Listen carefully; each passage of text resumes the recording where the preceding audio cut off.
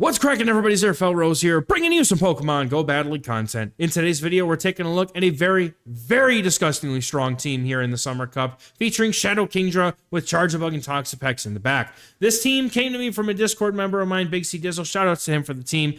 Absolutely cracked battler as well, went up to veteran and beyond with this team, and I shared this team with my Discord, and they started running it, and they said, Felrose, you're not allowed to share this team until at least later in the rotation. So I'm sharing it finally, but if you'd like to get access to these teams and these other things that I do, meta guides, videos themselves and other things as well in that Discord, you can find a link to the Patreon and YouTube membership in the pinned comment and description. There we go.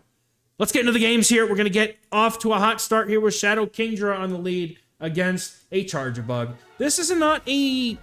It's a very neutral matchup, right? Everything here is neutral, but the Shadow Dragon Breaths really rip this thing apart. Now, the first question I expect someone to ask me is, can we use a non-Shadow Kingdra? And the answer is yes, of course you can.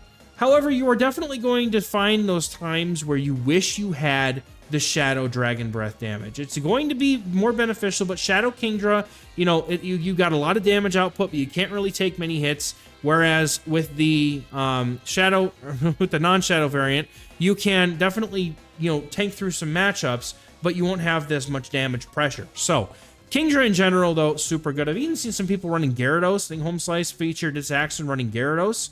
I even saw a Dragon Breath Charizard in this cup at some point. So, but Toxapex and Charjabug, probably the two, if not definitely the two best mons in this whole cup. We're going to be able to take out this Kingdra here.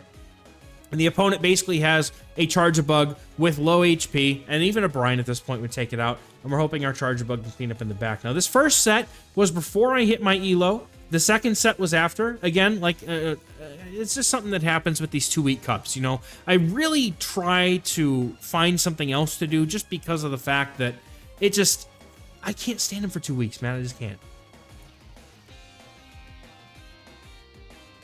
I've been basically bouncing between this and whatever league. We had, this in Ultra League, then we had this in Master League, and I'm trying to bounce back and forth between the two.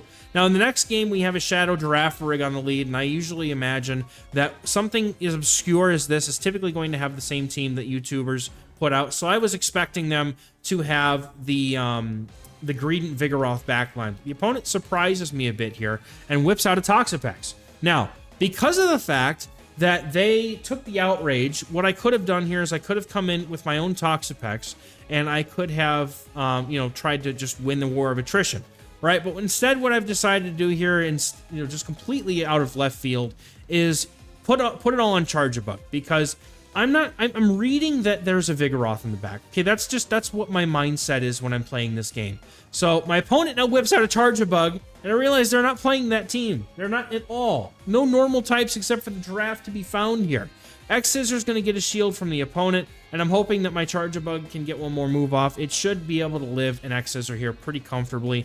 And between Toxapex's bulk and Kingdra's damage, I'm really hoping that we can make something happen here. Now, my Charjabug is extremely low. I need to switch out in order to prevent my opponent from farming me down here. At least that's what I was thinking at first. But while I was trying to get to that move there, I was actually hoping to try and use the ability to catch a move. So I did not want to lock myself in, if that makes sense. I would have rather given myself the opportunity to catch a charge move. That's why I let myself get farmed down. It's dangerous, but it worked out. My opponent was not able to get to 2 moves in time to get to the discharges, so that's a good game. We're getting into the next battle here with Shadow Kingdra on the lead versus another Charjabug. Charjabug is an extremely common lead in this meta. So, hence why, Skeletor's worked out so well for me earlier in the format. We're going to play the exact same way here as we've played previous ones. I typically go ahead and shield the first move. The opponent here throws a discharge, which is interesting. Because what that tells me here is that they're going to need 3 more Volt Switches to get to their next charge move. Now, here's the thing. If you don't know, Discharge and X-Scissor do the same exact amount of damage from Charjabug, but Discharge is a little bit more energy. So I expected them to throw that Discharge, so I went ahead and I went to go catch on my Charjabug. Otherwise, if I thought they were going to throw the X-Scissor with that low of HP, I would have gone to my Toxapex. My opponent now comes in with a Lantern. Get out of my swamp, you stupid fish. As anybody who's followed this channel for any length of time knows that Lantern is one of the most hated Pokemon in my soul. But we're going to be here with Charjabug, trying to whittle this thing away, maybe get a shield out of the opponent here if we can. But the opponent lets that go. And I'm like, you know what? So will I. We don't need to put up a shield here. I'm pretty sure we live this surf pretty comfortably. At least, I wouldn't say comfortably. What? Comfortably enough that we can live it and get rid of the lantern. Land an X-Scissor to take out the Charjabug, and the opponent's final Pokemon is a non-Shadow Victory Bell. This one, however, has Magical Leaf. Now, what I'd like to do is try to maybe catch a move on my Kingdra, but I know that I can live one Leaf Blade, so I'm not particularly, feeling like I need to do this quite yet. So I now am going to take another Leaf Blade. I shield the next one if I need to, and then I'm hoping that if I save the shield, like the whole plan here is save the shield for Kingdra and just mow right through this thing. I want to get rid of their shield, and then I'm going to come in with my Kingdra, and I'm just going to do as much of this as I can. And I get to the move here, Octazooka, before they're able to get to a move or farm me down. I think they recognized they needed 2 moves there, especially because I had a shield. So good game. We're jumping into the next game here with Shadow Kingdra on the lead versus Vigoroth, and I apologize if my commentary is a little off today. I woke up ungodly early this morning, and I am about ready to drop, but I need to make sure that we get these videos out because I am not about to skip content on this channel. No, sir. We are bringing it all out here because this team needs to see the light of day. We accept a rock slide. We graciously accept the rock slide here. And because of that, I know my opponent will not be able to get to another body slam even before I'm able to get this X-Scissor off. So I can comfortably just continue to farm up here. And now the opponent would go for body slam. Now, fun fact, if you're the Vigoroth, I believe you still win the 2 shields with body slam. But obviously, if you land the rock slide, you can easily just go for body slams afterwards. Now, my opponent took out my Charjabug. I'm going to just go ahead and I'm going to come in with Toxapex and farm down. This is going to give them my team, unfortunately. Now they know my whole team, but energy on Toxapex and a Kingdra in the back with 2 shields is a pretty deadly combination in this meta. My opponent now comes in with a Razor Leaf Tropius. Shame on you, trainer. Run Air Cutter, or Air Slash? Air Cutter? What? No, Air Cutter is a charge move. Run Air Slash. My opponent then accepts the full send of the Sludge Wave. Maybe they thought it was going to be a bait. Maybe they just said, whatever it is, I'm going to tank it. But now Charjabug, we've seen how well Kingdra can do with 1 shield. Now we're going to see how well it can do with 2. And the opponent also may be of the, I would say, ill-informed decision of going for that discharge. Perhaps they don't have X-Scissor. And we take him out with the Octazooka. Tropius is going to be able to do nothing as it gets completely eviscerated by Dragon Breath, and that's a good game. We're getting into the next game here with a Toxapex on the lead. So what I like to do here is farm a bunch of energy on Kingdra and then swap in my Toxapex and try to catch a move. Now, I don't know exactly the counts. I can't remember if I think it's 9 or 10 for the Sludge Wave. But we go ahead and catch a move. Thankfully, it was the Sludge Wave. The opponent's left with no energy, so they're forced now to farm up some more. And they're staying in. So I'm thinking they're either going to go to the next Sludge Wave, and then they throw energy, and I'm thinking, okay, no, they're not going to just go for the next Sludge Wave. They're going to actually stay in. So what this tells me is that whatever's in the back either is a good answer to Kingdra, and they want to try to win switch, or they don't have an answer to Toxapex in the back, which would be interesting in this meta. Not having an answer to Toxapex seems like a death sentence to me, but I digress. The Sludge Wave is going to come through. We are now low on the Toxapex. I'm not super worried about this. Toxapex is really doing its job. I undercharge here just to try and get some extra farm, but the opponent then just swaps straight out into their Vigoroth and goes for the body slam right away to prevent me from getting any energy, which also means that they're not going to have any energy because they had to go for it right away. So Toxapex is low. Kingdra's going to come in, and I throw a move immediately. Now, I'm not sure if there was a lag or something, but I threw 1 Dragon Breath, and they somehow got 2 counters in. So I'm not really sure how that works. This game is all kinds of broken. After the attack drop, I'm fine to come in with my Charjabug. I'll even eat a Rock Slide here, to be honest, if they want to go for it, which they do, which is fine. Now, if they throw another one, I may need to shield it. So we're going to see what the opponent wants to do here. They're certainly not coming back in with their Toxapex. So they also let that go, which tells me they may have something in the back that can deal with Charjabug. So I'm going to shield it, keep it healthy. Kingdra, while it's strong, does not take hits very well, and it's already at about 40, 35, 40% HP. And my opponent has a Trevenant in the back. This is interesting. So I farmed up a lot of energy here, and the reason why is because I figured they would probably try to use that toxapex at some point to catch.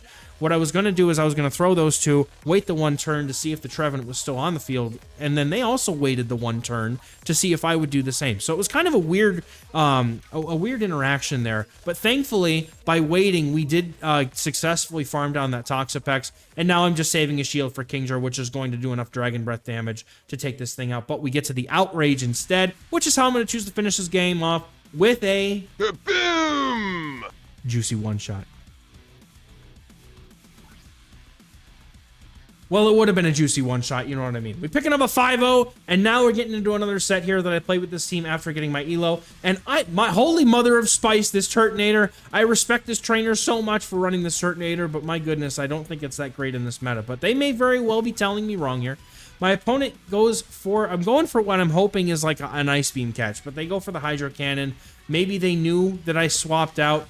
At this point, I'm like, if this Hydro knocks out, shoot. If it doesn't, then we're good. The Hydro knocks out, so my entire Charger Bug is neutralized. But the Kingdra can now fully farm down this Feraligatr before it's able to get to a charge move, which is perfectly fine with me, and the opponent has a Poliwrath in the back. So we're sort of starting to see the vision here, right? Toxapex in the back is going to do very well against both of these Pokemon. I try to go for a bait, hoping the opponent might shield it. I should have just full sent the Outrage, but I'm a fool and I didn't. So we're going to go for another Octazooka. This time the opponent does shield. There's no attack drop on either one. At least I didn't see one. Which is just my luck, of course. So I'm going to swap in Toxapex here, and now even shields. The opponent does have Dragon Pulse, which does a lot of damage. But the thing about Toxapex is even though it's very bulky, the Poison Jab damage does add up on a lot of things after a while. It's just one of those moves that just the damage from the move itself can be very, very good. So I'm going to full send the Sludge Wave. The opponent does decide to shield up here. I am going to be forced to shield as well. I'm putting this shield up in the hopes that I'll be able to survive the Scald and or whatever comes next. So what I'm going to do is I'm going to go for 4 Poison Jabs. Normally I'd try to go for 2 or maybe even the 7, but I don't remember what the energy is that's going to be able to get them to a move after 2. So I'm just going to play it safe, go for the 4. We throw the Brine, take out the Turtonator, and we're left with just enough energy with that Overfarm to hit the Sludge Wave on the Poliwrath for a game. Well played. We're getting into the next game here. Kingdra's going to have a lead against Charizard. Now, I'm expecting Wing Attack, so I'm hoping, okay, damage. And then they have Dragon Breath. Now, my plan there was to stay in and see if they swap first. And as soon as I saw the fact that they had Dragon Breath, I bailed out. I'm like, no, absolutely not. Now, my opponent comes in with a Kingdra here. Well, they go ahead and shield the first move, but giving me that energy lead means that I'm getting to 2 moves before they're going to be able to get to the Octazooka. And I'm going to shield it up. If I get the debuff or not, it doesn't matter because I have the ability to farm down here, I think. Now, I did get the debuff, but thankfully we still get that farm down, and we're going to be able to fire off a discharge against the Gyarados. Or not Gyarados, the Charizard. Spoiler alert, there's a Gyarados in the back, and that's because I remember this game. This trainer is running a triple Dragon Breath team, but at first glance, I'm just like, let me align my Toxapex to this thing and then see what we can make happen here. Now, my opponent's staying in, which is dangerous for me, but again, it's Shadow Charizard, so it's still going to hurt no matter what, but Dragon Claw is not going to do a ton here, and then they're going to make a very nice catch of Brine on the Gyarados. I was not expecting them to swap into Gyarados here, I'm going to be honest. I was thinking maybe it would be like a Quag or something. I don't know, but regardless, we are going to be able to shield up one move if we need to here. But part of me thinks that, you know, if I can just land the Sludge Wave, Kingdra should be able to farm down the Charizard from its half HP state. So I'm going to go ahead and just go to that win condition. I'm going to go ahead and just go for the Dragon Breath, and then we are able to take out Charizard. That's a good game. Interesting team. Very, very, very spicy. I love it. In the next game, we've got a Shadow Quagsire on the lead. They like to run Aqua Tail, and the opponent swaps straight into a Charger Bug here. So I'm going to stay in for just a little bit. My entire backline does not really want to see Quag, but I really do need to be able to get some sort of an advantage in this matchup. So what I'm hoping to do here, was to throw the Octazooka one move short of their charge attack so I could swap out into my Charger Bug and get some energy. But it didn't work out. And now we're going to go into my Charge Bug here to try to catch a charge move right before they go down, which thankfully we're going to be able to get it. We also get a Volt Switch through, which was definitely intentional here. If you swap out with a 1-turn deficit, Kingdra is going to, or if like the Kingdra has like 1 Dragon Breath short, you swap, you'll be able to get a Volt Switch through if you swap the 1 turn before. Now, unfortunately for me, the opponent has a Skeleturge. Skeleturge is very painful. It has Disarming Voice to be able to deal with the Kingdra, and it's got Shadow Ball to be able to deal heavy neutral damage to my Toxapex. So I am not having a good time right now. But the opponent blind throws the Disarming Voice, expecting my Skeleturge to come back in. Thankfully, we have the energy. My opponent only farming up to an Aqua Tail here, which is fine with me. It's not going to be able to knock me out. I'm going to overfarm by just a slight amount. I don't really think I should. I don't really think I needed to be honest. But Skeleturge is getting, you know, it's getting kind of low. So the opponent is not going to be able to farm down here before Kingdra is able to do the same, and that's a good game. Very close. Well played.